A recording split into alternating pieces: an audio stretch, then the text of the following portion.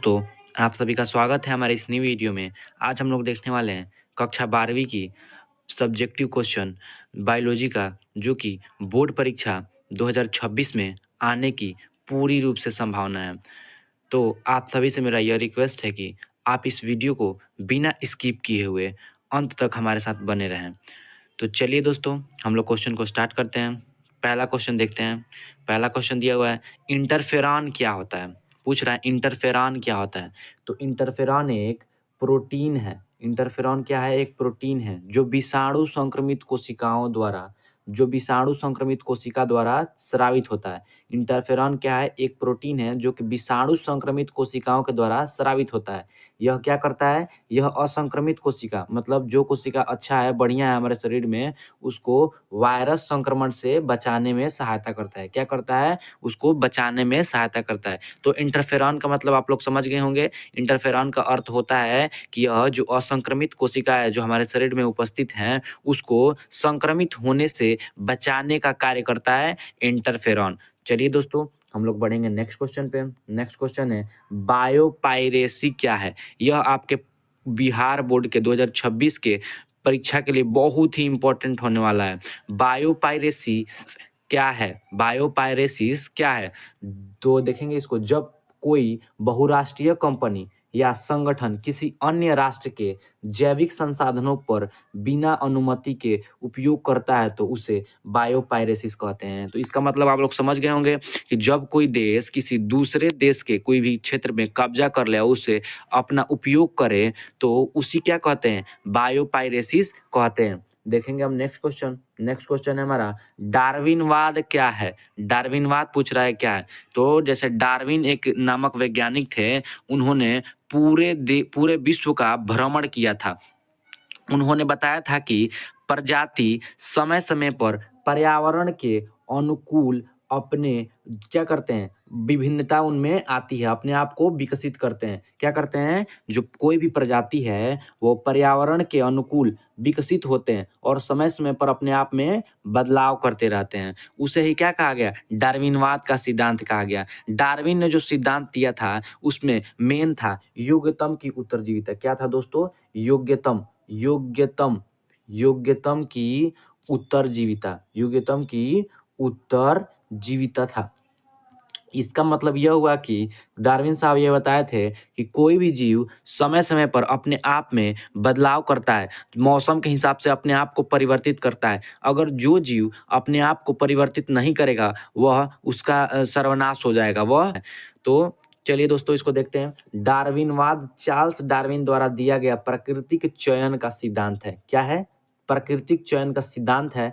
Darwin ने 1859 ईस्वी में अपनी पुस्तक ओरिजिन ऑफ स्पीसीज में प्राकृतिक चयन का सिद्धांत प्रस्तुत किया था।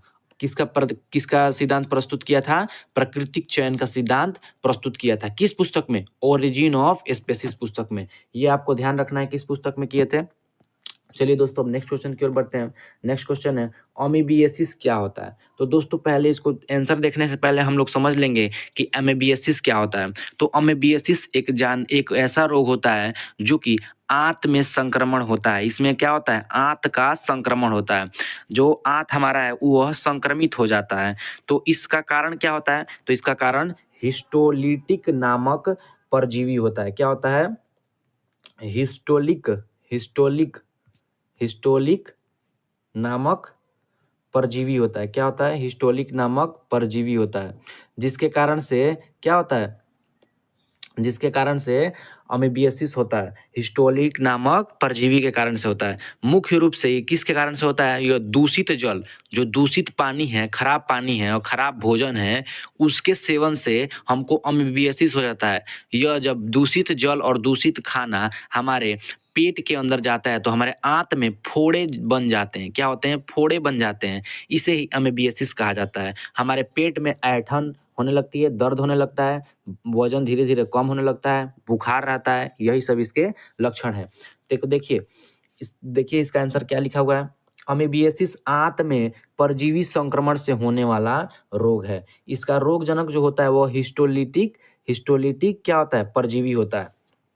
चलिए दोस्तों, नेक्स्ट क्वेश्चन की ओर देखते हैं। नेक्स्ट क्वेश्चन है, क्लोनिंग संवाहक क्या है, बताना है। क्लोनिंग संवाहक क्या है?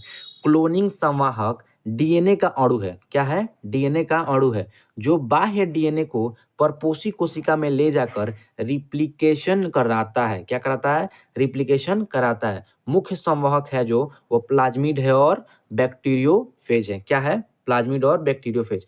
यह प्रश्न आपके ऑब्जेक्टिव क्वेश्चन में भी पूछ सकता है, इसीलिए आप इसको कॉपी में नोट कर लेंगे। जो भी प्रश्न हम आपको बता रहे हैं वो 2 अंक स्तरीय हैं, तो आप लोग इस सब को अच्छे से देख लीजिएगा, अच्छे से कॉपी पर नोट करके याद कर लीजिएगा, ताकि आपके बोर्ड परीक्षा में आपसे एक भी प्रश्न ना छूटे। चलिए देखते हैं नेक्स्ट क्वेश्चन। नेक्स्ट क्वेश्चन है गोल्डन राइस क्या है? बताना है दोस्तों गोल्डन राइस क्या है। तो गोल्डन राइस एक चावल की किस्म है। क्या है? चावल की ही एक किस्म है गोल्डन राइस। इसमें विटामिन ए पाया जाता है। क्या पाया जाता है? विटामिन ए पाया जाता है। अधिक मात्रा में क्या होता है? विटामिन ए होता है, जिसमें बीटा कैरोटीन भी होता है। क्या होता है? बीटा कैरोटीन भी होता है। यह प्रश्न आपके ऑब्जेक्टिव क्वेश्चन में भी पूछ सकता है कि गोल्डन राइस में कौन सा विटामिन पाया जाता है। तो आपको क्या आंसर देना है? तो विटामिन ए पाया जाता है। क्या पाया जाता है? विटामिन ए पाया जाता है। नेक्स्ट क्वेश्चन देखेंगे। नेक्स्ट क्वेश्चन है सक्रिय एवं निष्क्रिय प्रतिरक्षण में अंतर लिखें। बताना है सक्रिय और निष्क्रिय प्रतिरक्षण क्या होता है। तो सक्रिय प्रतिरक्षण वह प्रतिरक्षण है जो कि एंटीजन आने पर शरीर खुद प्रतिरक्षी बनाता है, स्मृति बनाती है। मान लीजिए कि कोई बैक्टीरिया जब हमारे शरीर में प्रवेश करता है तो हमारे शरीर में जो प्रतिरक्षा तंत्र हैं वो क्या करते हैं? खुद ही प्रतिरक्षी बनाते हैं। किसके लिए? एंटीजन आने के बाद बनाते हैं। जब कोई वायरस हमारे शरीर में आ जाता है तो हमारा जो शरीर का प्रतिरक्षा तंत्र है वह एक ऐसा प्रकार का प्रतिरक्षी पदार्थ बनाता है जो कि एंटीजन को खत्म कर देते हैं। उसे ही क्या कहा जाता है? सक्रिय प्रतिरक्षा। उसे ही क्या कहा जाता है? सक्रिय प्रतिरक्षा। निष्क्रिय प्रतिरक्षा देखेंगे, कोई बने बनाए प्रतिरक्षी दिए जाते हैं। जब कोई बना बनाया प्रतिरक्षी दे दिया जाता है तो उसे निष्क्रिय प्रतिरक्षण कहा जाता है। जैसे मान लीजिए कि कोई दवा बना हुआ है और उस दवा का हम लोग सेवन कर लेते हैं तो हमारा कोई भी दुख दर्द खत्म हो जाता है। यह किसका एग्जाम्पल है? दवा, निष्क्रिय प्रतिरक्षा का। चलिए बढ़ते हैं नेक्स्ट क्वेश्चन पे। नेक्स्ट क्वेश्चन है स्वप्रक्षा रोग क्या है? उदाहरण दे। स्वप्रक्षा रोग क्या है? शरीर अपने ही कोशिका को जब नष्ट कर देता है, जब अपने ही कोशिका पर हमला कर देता है और उसे नष्ट कर देता है तो उसे क्या कहते हैं? उसे क्या कहते हैं? स्वप्रक्षा रोग कहते हैं। उदाहरण है इसका एर्थेरिस्टिक्स। क्या याद रखना है? सिर्फ एस्थेटिक्स, ये सिर्फ आपको याद रखना है। बढ़ेंगे हम नेक्स्ट क्वेश्चन पे। नेक्स्ट क्वेश्चन है एचआईवी का संक्रमण कैसे होता है? बताना है एचआईवी एड्स का संक्रमण कैसे होता है। इसका ऑप्शन नंबर ए है संक्रमित यौन संपर्क से।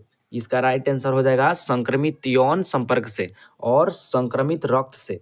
जब कोई एचआईवी पॉजिटिव व्यक्ति आपके संपर्क में आता है तो आपको भी क्या हो जाएगा? एड्स हो जाएगा, एचआईवी हो जाएगा। ये संक्रमित यौन यौन संपर्क, असुरक्षित यौन संपर्क के कारण से भी क्या होता है? एचआईवी एड्स का संक्रमण फैलता है। संक्रमित सुई या सिरिंज साझा करना, जब संक्रमित व्यक्ति को दिए गया इंजेक्शन आप में यूज कर दिया जाएगा तो आपको भी एचआईवी नामक वायरस पकड़ लेगा।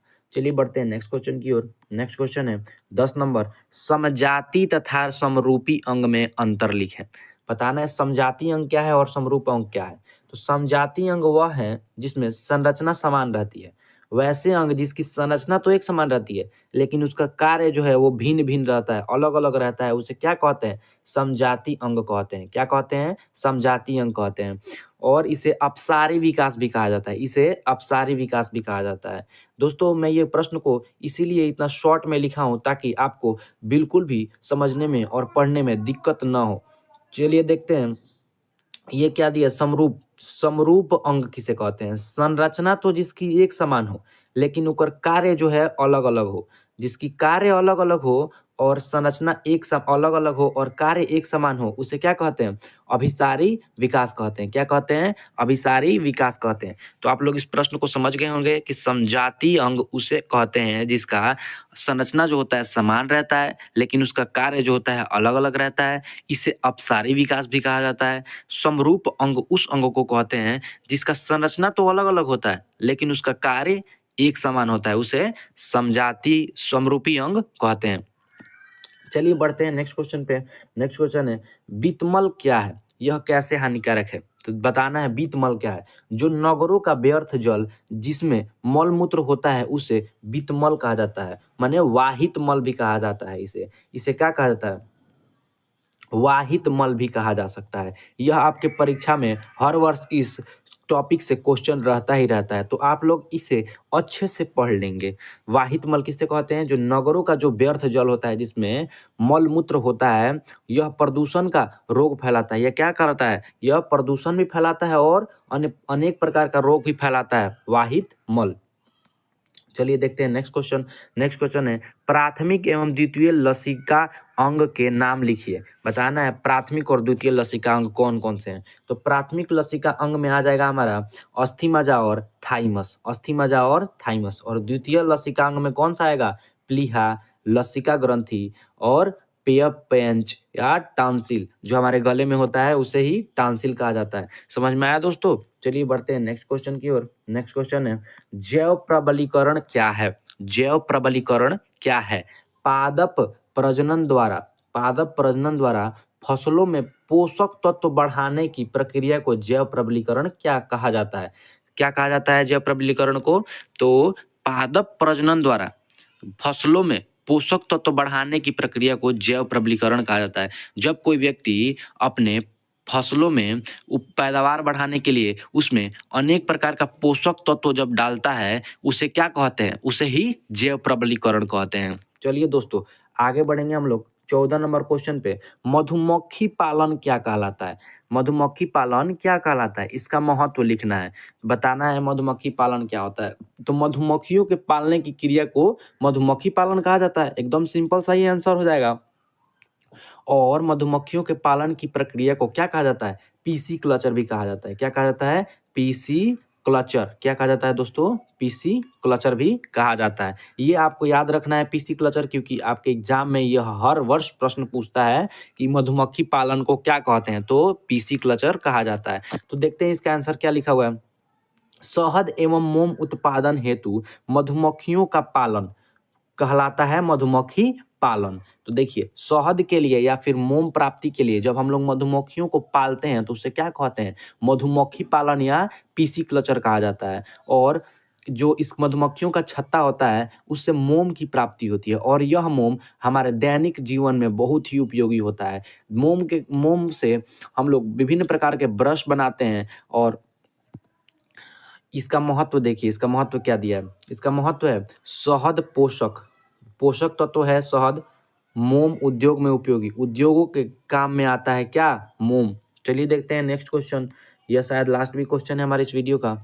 नेक्स्ट क्वेश्चन है मत्स्यिकी की भूमिका लिखिए। बताना है मत्स्यिकी मतलब होता है मछली पालन। मछली पालन को क्या कहते हैं? मत्स्यिकी कहा जाता है। मत्स्यिकी कहा जाता है। मत्स्यिकी क्या कहते हैं? मछली पालने से खाद्य उत्पादन बढ़ता है। क्या होता है? मछली पालने से खाद्य उत्पादन बढ़ता है और पोषक मिलता है। क्या मिलता है? पोषक मिलता है। इसे क्या कहते हैं? इसे इंग्लिश में पीसी क्लचर कहते हैं। पीसी क्लचर कहते हैं। सॉरी दोस्तों, मैंने इसके ऊपर वाले प्रश्न में आपको मधुमक्खी पालन के जगह बताया था पीसी क्लचर कहते हैं। तो याद आप लोग रखेंगे कि मधुमक्खी पालन को क्या कहते हैं? मधुमक्खी पालन को एपी क्लचर कहते हैं। क्या कहते हैं? एपी क्लचर कहते हैं। एपी क्लचर किसे कहते हैं? मधुमक्खी पालन को। और पीसी क्लचर मत्स्यिकी पालन को, माने मछली पालन को कहते हैं एपी क्लचर। चलिए देखते हैं नेक्स्ट क्वेश्चन। नेक्स्ट क्वेश्चन है दही में लैक्टिक एसिड बैक्टीरिया का क्या लाभ है? बताना है दही में जो लैक्टिक एसिड होता है उस बैक्टीरिया का क्या कार्य है, क्या लाभ है उससे। तो जो लैक्टोज को, जो हमारे दूध में जो लैक्टोज होता है वो उसको लैक्टिक अम्ल में बदलता है। क्या करता है? लैक्टोज को लैक्टिक अम्ल में बदलता है और दही बनाता है। हमारा जो दूध है, दूध हम लोग दूध पीते हैं गाय का या भैंस का, उसमें क्या पाया जाता है? लैक्टोज पाया जाता है। उसमें क्या पाया जाता है? लैक्टोज पाया जाता है। वह लैक्टोज को लैक्टिक जो एसिड होता है वो क्या करता है? लैक्टिक अम्ल में बदल देता है। क्या करता है? लैक्टिक अम्ल में बदल देता है और दही बनाता है। जो दही बनाता है, तो आपको यह भी प्रश्न याद रखना है कि दूध से दही बनने में किस बैक्टीरिया का यूज होता है? तो लैक्टोबैसिलस। किसका यूज होता है? लैक्टोबैसिलस। लैक्टोबैसिलस नामक जो बैक्टीरिया है उसका यूज होता है। यह आपके ऑब्जेक्टिव क्वेश्चन में पूछता है। और दही में जो होता है अधिक पोषण पदार्थ होता है, अधिक उसमें पोषक पदार्थ होता है। तो हमारा यह वीडियो यहीं समाप्त होता है। तो दोस्तों हम आपके लिए ऐसे ही बहुत सारे प्रश्न आपके सामने लाएंगे। जैसे जैसे आपका परीक्षा पास में आएगा हम आपको और भी अच्छे अच्छे तरीके बताएंगे